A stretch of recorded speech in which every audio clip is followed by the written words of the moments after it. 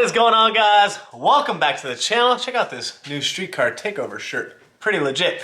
Anyways, guys, events like these could possibly go away if you do not support the RPM Act. So you may have seen it going around Facebook or Instagram, but we really got to share the RPM Act. You really need to reach out to your senators, your state representatives, and send them emails and support the RPM Act. Essentially, what they're trying to do, the beautiful EPA that they are, is they're essentially trying to remove street vehicles from being modified. So they think that it ruins the air, pollution, all this stuff, emissions. Even if your state doesn't have emissions, such as where we live in Texas and other states like Florida. My dog's barking in the background. She must hear the emission people coming. Get them. Anyways, you guys need to support that because vehicles such as vehicles you drive, or even if you don't drive vehicles, if you ever want to modify your vehicle, or a friend wants to modify their vehicle, or if you have a friend in the industry that modifies their vehicle, they will not be able to do that moving forward if we do not support the RPM Act. So some things that I've thought about that maybe some people haven't really talked about is, even if you watch this channel, you're into cars, right? Or vehicles in general, right? Big, broad, vague statement. You're just into vehicles, you like vehicles, where you like racing them, jumping them, off-roading, any of those things. The thing is, all of that could possibly go away because they're starting to look at tuners, right? So if the tuners go away, there's no aftermarket parts, right? Nobody wants to get aftermarket parts if they can't tune their car correctly to make the horsepower. So you may say, well, I got a buddy that'll tune it for me. Well, when the demand of aftermarket parts goes down, these aftermarket companies are going to wash away, because not only will the EPA go after the tuners, they're going to go after the aftermarket performance parts as well. So you may say, well, I don't really care about street vehicles that go on the street that are modified. They shouldn't be modified on the street. Do you watch drag racing? Do you watch Street Outlaws? Do you watch Radio versus the World? Do you watch NHRA? Whatever you watch, your famous YouTubers that you like to watch, they can't modify their vehicle. No one is going to be modifying their vehicle. The racing scene itself will not totally disband, but just think how many automotive aftermarket parts companies sponsor like NHRA, Radio versus the World, Pro 275, X275, any race across the country, Streetcar Takeover, Flashlight Shootout, any of these races are sponsored by aftermarket companies. If those aftermarket companies don't have customers like you and I to sell to because no one's modifying their street vehicles, well, then they don't have marketing funds to put in to these races, and therefore races will disband. So even if you don't have a car, you probably like car racing, and I think racing itself will slowly die down if this happens. I apologize for the noise in the background. So even if you don't, like I say, have a car that you modify, maybe you're too young, maybe you're a little bit older, you're kind of over the modifying thing, but you like to watch people modify their vehicles, you like to watch people race their cars, even if it's at the track. I'm telling you, a lot of the stuff at the track will even die out because the funds from the people on the street, the everyday person that buys an intake, an exhaust, a tune, whatever, those people all go away. Well, all of that money that used to support these aftermarket companies, that all goes away, and those aftermarket companies will slowly disband, and it will ruin the automotive industry for good. So, my fellow YouTube watchers, please click the link down below and support the RPM Act if you can. Email your senator, email any of the representatives.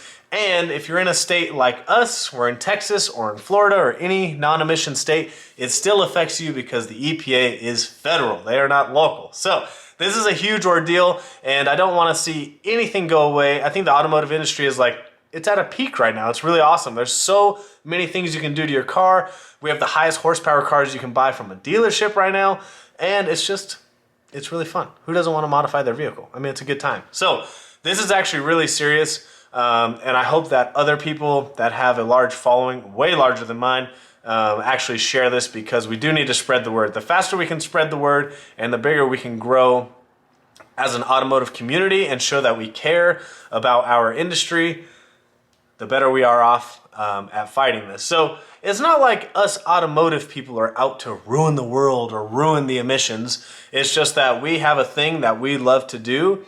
And a lot of these cars are on E85, so they're better for the environment anyways. I don't see the huge deal. But, you know, when this happened in the diesel world a few years back, I think everybody kind of knew like it was eventually going to come to the automotive industry, and it's kind of worked itself over. You may have heard some rumors. Lund Racing, the people that tuned my car, they are not actually in trouble. They're, you know, some people just showed up, kind of went through their stuff, realized they're not the big bad people that everyone thought they were, but they had to do their due diligence. And you know, Lund Racing is just the first of many that are probably going to get looked at. So if any other tuning companies are watching this, I highly suggest that you also share the RPM Act, because I have seen, it's really weird. There's some companies that are sharing this information and some companies are acting like nothing's even going on. But us as automotive community and industry need to all come together, and everyone needs to share this RPM Act. And you just got to keep on these people, and you got to keep emailing them. Like us just doing this big push for this month is not going to do much. We're going to have to continue to do it until we see some change. So that's it for this video. At the end of this video, because TX2K is coming up next week, I wanted to post my video from last year, kind of like the hardships and the fails and the things that happened to me to get me to TX2K and then ended up winning. So you guys can watch that little clip after this, but please click the link below and make sure you guys shoot an email over to your senators and any representatives. This is a serious deal, so hopefully you guys take it real serious, and I'll see you guys on the next one. And so I'm gonna go ahead and actually put the converter on the transmission, and then hopefully the engine will be here later today. So we just picked up the RPG motor. It is actually here.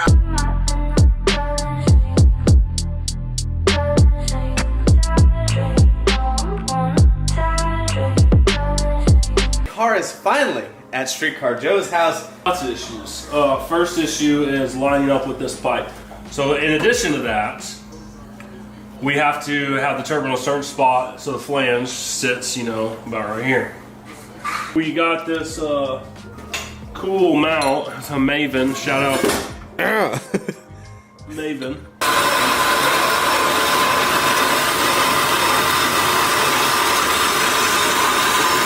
Get ready to catch it. Yesterday we got the Maven mount in. So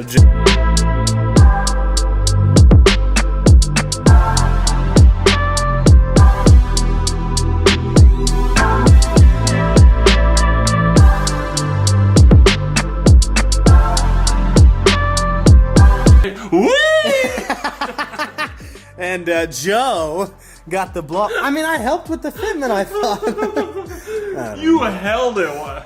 Someone has to hold it. I think about only 17 days away. Once again, I forgot my camera today, but we are getting very, very close to starting it. As you guys saw last night, we got the exhaust on. Intercooler pipes are back on. I got the wastegates on and plumbed. Here goes the first start. Guys, I am so nervous right now. I know it looks like a crazy mess in here, but this is what I've been dealing with, so. Oh boy, let's see if it's gonna start.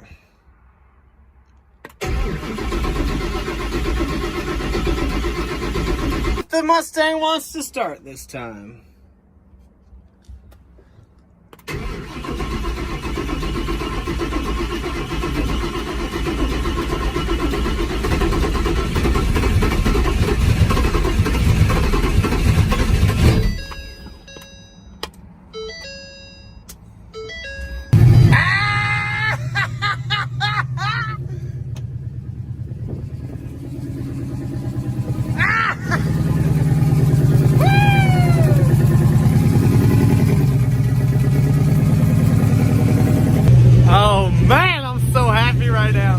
I mean, it's Friday at like 4 o'clock, and yeah, we got a full weekend of shit to get done. So yeah, the car is, it's got a blown transmission line from when the cage was welded in. It blew the transmission line. So we're gonna get a tow here, and we're in a very bad part of town, and it is super windy. So we gotta get pushing. And we're getting a tow truck. Hey, good morning.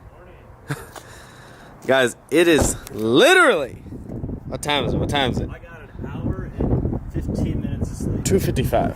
Yeah, same. So, ready to drive 10 hours. Kev's got all the CA gear in there. Randy's gonna drive 10 hours. I'm taking a nap. Right. Got the Mustang is loaded up. I don't know how well it's gonna do, but it's loaded up. All right, guys, we're here. We officially made it. So we got to tech in, get our spot. What's up, Kennedy?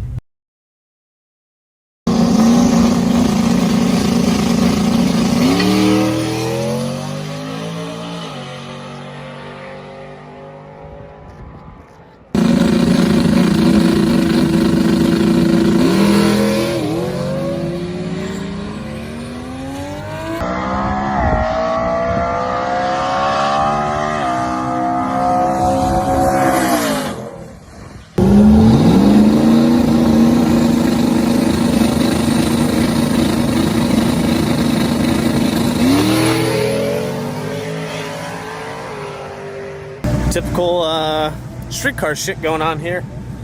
So it's kind of hard to see, but my TBM pads are toast right now, so we're trying to find someone that has them. Oh, Kevin coming in with the light clutch. Boy. So yeah, the pads are toast. I think the rotor will be okay, at least for the weekend. Probably have to get them resurfaced, but the pads on these are toast. All right, guys, some updates on the brake pads. Look at that. Literally a hole. You can see through my brake pads. And yeah, this one's pretty messed up. So this is the passenger side. So when I was coming down the track last night, I felt the car pull really hard to the passenger side, and well, that would be the answer. All right, guys, update. Are we updating? We are updating. Supposedly, there are some TBM brakes at Ace's Performance, which is Brian Luna's shop, Mexico Racing League, and Aldo Weld's shop is there. But we only get one shot tonight. So if these brakes work, then we get one shot tonight to maybe qualify for the show tomorrow. Alright, well, we need to take this off. You don't need the caliper, right?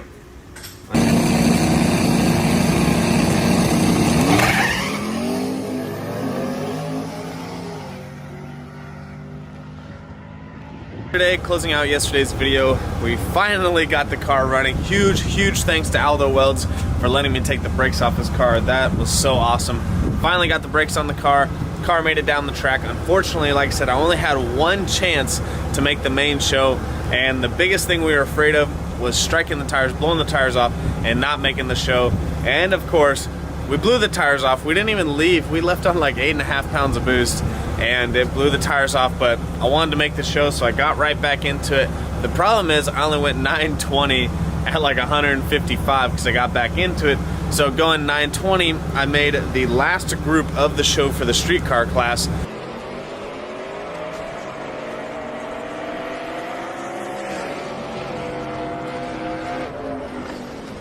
VANVORIS out of Amarillo.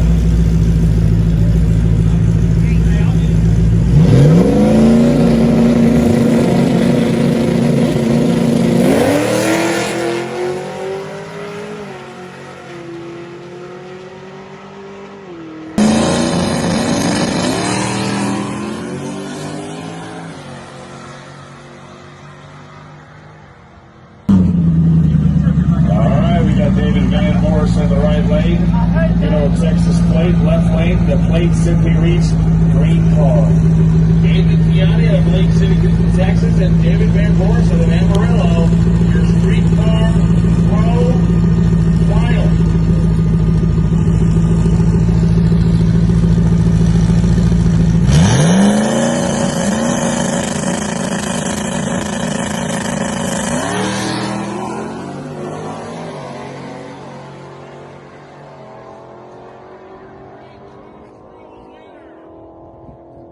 So guys, we won the TX2K streetcar class sport. Got $1,000. Shout out everybody for helping. It took a lot to get here, but we won. It was totally worth it, right, Kev? You goddamn right, boys! See you guys on the next one.